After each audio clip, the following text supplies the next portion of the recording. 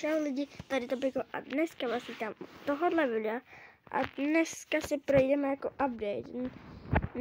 Neznám to tady, protože jako Brookhaven úplně dobře znám, ale ty updatey úplně moc ne. No, prostě si projdeme updatey, ale jak to tu vím, tak jako vím, že jsem v životě nenatáčel update, takže to je pro mě něco nového a hned si můžeme projít barák, který jsem viděl.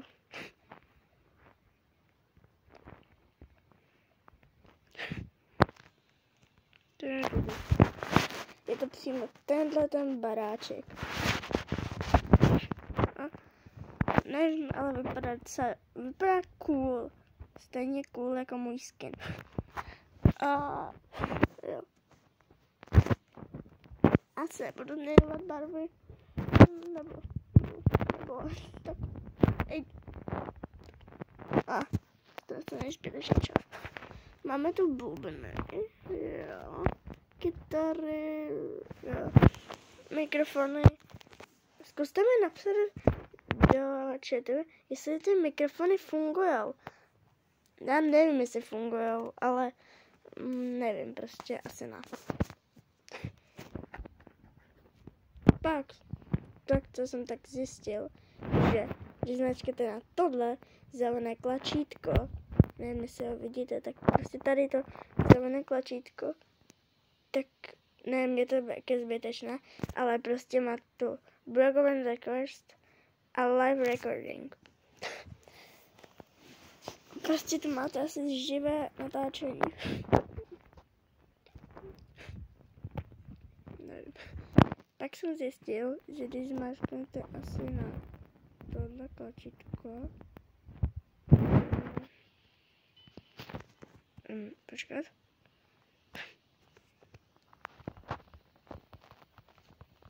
Kde je to tlačítko? No prostě zatím je safe, ano. Jestli to tam vidíte, mě si tam teď nechci lézt. Ale vím, že v jednom z mojich videí se určitě tohle úplně si tu prostě uvidíte prostě tenhle barák. Pak by to měla být i střecha, tak se podíváme. Jo.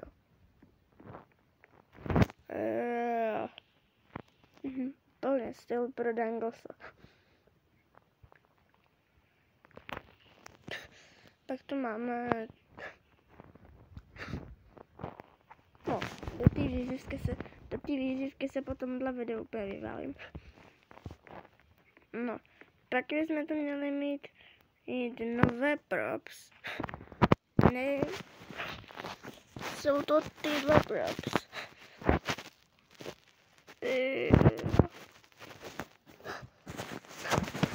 Nevím, co úplně dělá tohle. Jo, vlastně, já musím dát tohle pryč.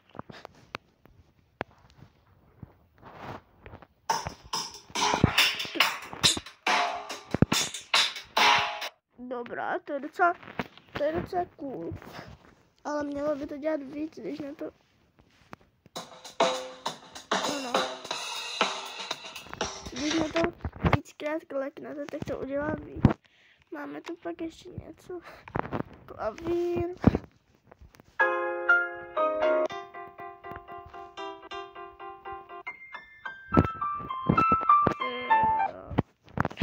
Ten klavír tež bude využívat.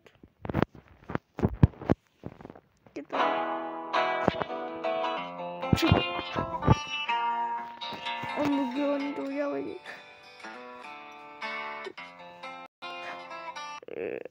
To je nové. To tu nebylo. Tyhle.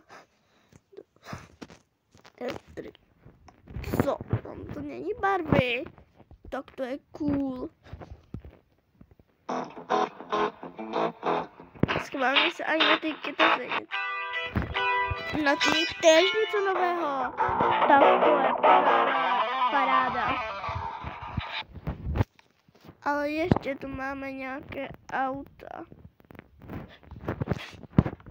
Auta si též projdeme samozřejmě. Takže první si projdeme ty autobusy. Jo, je tu tlačítko. Tohle je normální autobus, který každý zná. Jo, tohle je nový. A dokáže to i blikat? Na co je tohle tlačítko? Nevím, na co to je. Počkej. Aha! Jo, už to vidím. To ne. Počkej, schválně, jestli to je ono.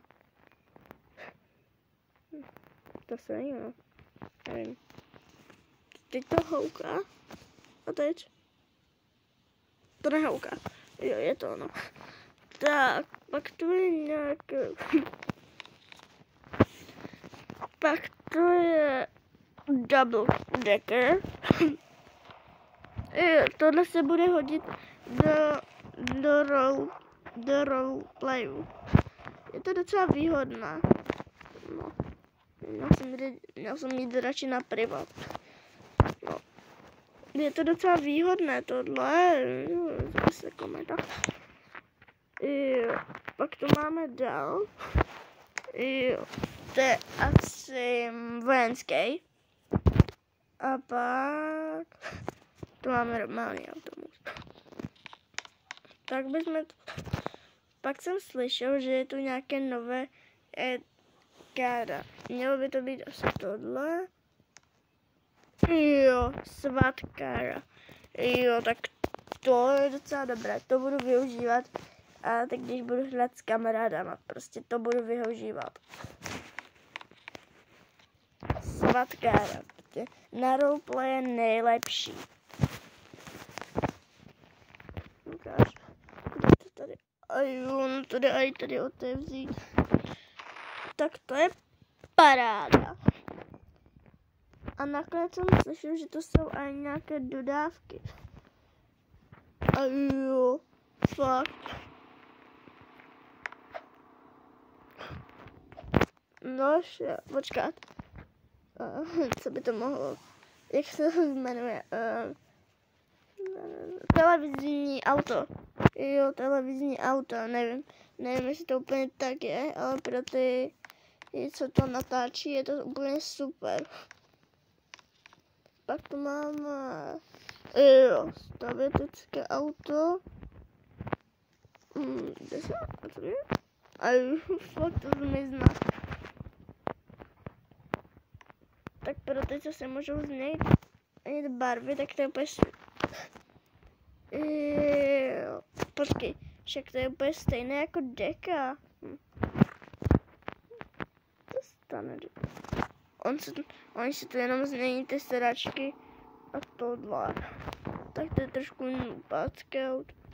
Tak to je trošku blbé. Pak tam, jo, další deku.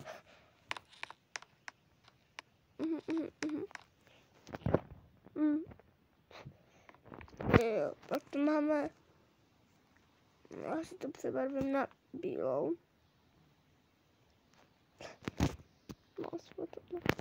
Pak tu máme normální to. A kdyby jsem si to přebarvil na tu zelenou, tak to mám krásně bílé. Jo, tohle bude fakt se též hodit do roleplayu. Prostě nevím, ale co má spojitost. Oni to udělali asi půl na půl, protože když